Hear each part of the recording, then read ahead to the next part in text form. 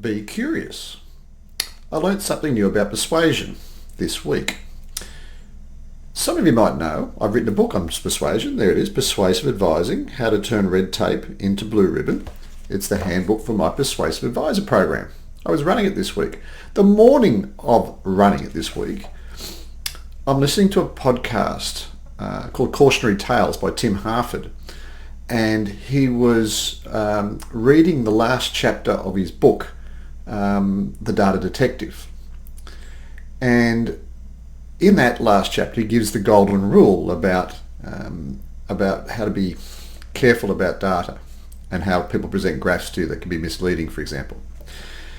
And his answer was, be curious. But he went on to say something quite interesting, which was specific about influence.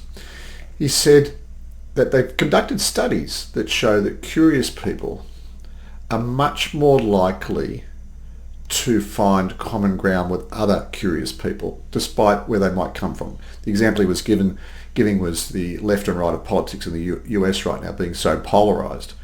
And they gave four headlines for them to choose from, and the expected ones, the left would go this way and the right would go that way, except there was a set of curious people from both left and right that didn't follow the norm. And so the translation I took into the Persuasive Advisor program this week for the group was our role in influencing people, as a minimum, is get them curious about the advice that about the topic around the advice you're trying to give them.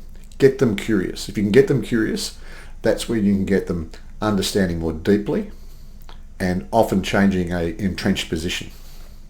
I hope this helps with your powers of persuasion.